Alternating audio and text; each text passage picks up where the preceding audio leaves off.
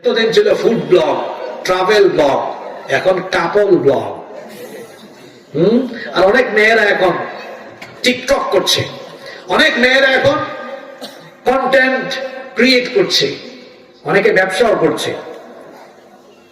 ব্যবসা করেন, ব্যবসা জায়েজ আছে, ব্যবসায়ের কিছু নীতিমালাও আছে। লাইভে এসে দেখাচ্ছে ভাইয়েরা আপুরা এই যে ড্রেস, ওইদিকে ড্রেস দেখাচ্ছে, ওইদিকে তার ড্রেসের 12টা বাজছে। কাপল ব্লগ, হাজবেন্ড ওয়াইফ যা যা করে ভিডিও করে এগুলো সোশ্যাল মিডিয়ায় শেয়ার করে। এখন অনেকে আছে স্বামী স্ত্রী কোনো কাজ করে না, শুধু ভিডিও বানায়। যে ব্যক্তি ইউটিউব চ্যানেল আর ফেসবুক পেজ মনিটাইজেশন করে সামান্য ডলার কামানোর দান্দায় বউকে ব্যবসায়িক পণ্য বানিয়েছে, সে কোনো পুরুষ নয়, সে হলো ব্যক্তিত্বহীন এমন এক ব্যক্তি যে কিনা পুরুষ নামের কলঙ্ক। এই ওয়াজ গত 1.5 মিনিটের ওয়াজ চাচারা বুঝেন নাই, যারা বুঝার হেরা বুঝছে। এই যুবক ভাইয়েরা ঠিক আছে না? বউ হলো বড় দামি জিনিস, এটাকে খুব যত্নে রাখতে হয়। বউ হইল আমার, আর মজা নিবে আরেকজন। বিয়ে করলাম আমি, আর আমার বউ দেখাইলাম, মানুষ ফেসবুকে ইউটিউবে দেখলো, দেখার পরে বললো উফ।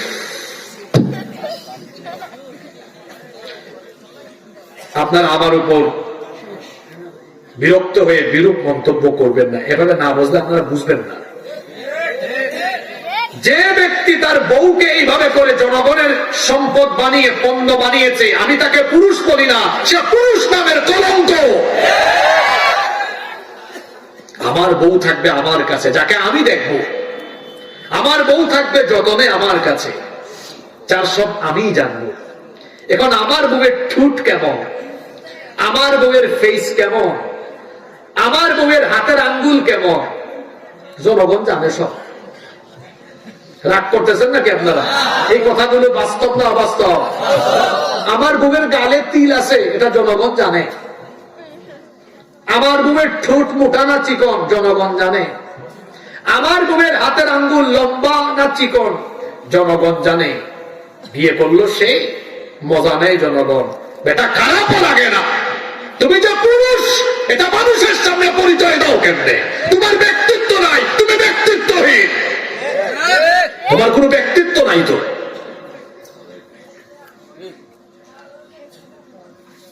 কিরকম এক ফিতনাজনক পরিবেশে আমরা পড়লাম।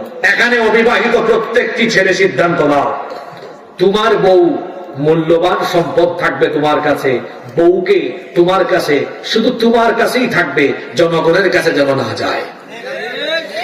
আমার বউ বের হবে, পর্দা করে বের হবে। জামাই ঠিক থাকলে বুঝি বউ আবার পর্দা করে না, বউয়ের ঘরের বউ। আমি যদি বলি তুমি পর্দা না করে বের হতে পারবা না, ওর ক্ষমতা আছে বের হওয়া? তো হুজুরদের বউরা বেপর্দা হয়ে বের হয় না কেন? ও পারবে? পারবে না। আর গিয়ে দেখেন হুজুরদের বউরা বহুত আরামে আছে। আপনি ইসলাম মানবেন, সংসারে শান্তি থাকবে। এখানে যত পুরুষ মানুষ এসেছেন, আপনার ঘরের স্ত্রী, আপনার মেয়ে, আপনার বোন, আপনার মা, সবাইকে পর্দা করাবেন তো?